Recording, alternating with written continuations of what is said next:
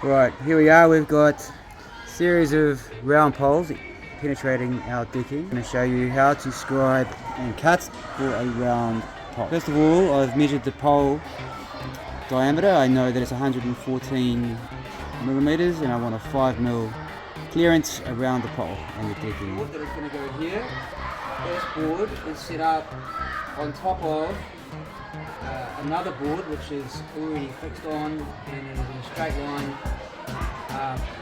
parallel to the way our decking will be lying. Okay, so we've got these two boards now sitting flush on top of each other. I'm going for a 5mm gap between the boards. So basically, this board here needs to come over this way, which is 140 wide plus 5mm, to 145mm. So first of all, we're going to mark the location of this pole. We're going to have to touch this, and we're going to mark this side of the pole.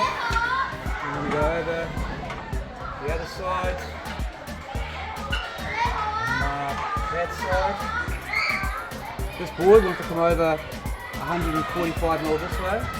So I'm going to measure to the centre of this pole and mark 145. That is going to be half of a square that we're going to create to find the centre of this pole. I'll just do this. Here's the mark I made of that board. I'm going to scribe the full hole.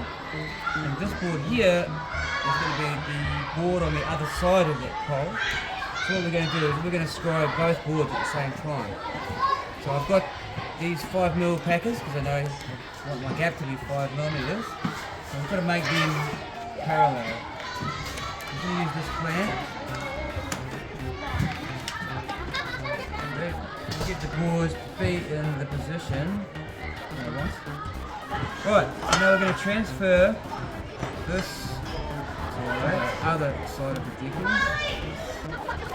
And here we know that was originally 114 was the diameter of the pole.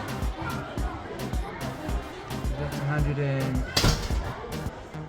Now what we need to do is just find the centre of this square. I'm going to do that by going across the two corners. That's our centre there. Now the pole is 114mm and I want to have a 5mm gap around the pole between the decking, so that makes it a total of 124 diameter. So that's a 62mm radius. So I just measured off this ruler with these things. And I'm going to put this in the middle. I'm just going to scribe. It'd be better with a pencil one probably, but this is all we got. I tried using a piece of string, but pain in the butt. Okay, now we can just see our mark. I'm going to use a jigsaw. I don't know if you can see this blade here. It's a very narrow blade, which is kind of essential for doing curves using a jigsaw. Otherwise it's quite difficult to turn the blade in the hole if it was the normal size. So these are ideal for doing the curves.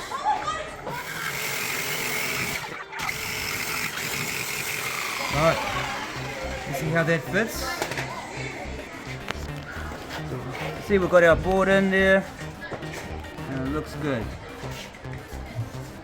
That one has two cuts in it, which was a little more difficult. So there's a nice even gap right around. Yeah, we just have to do the other side.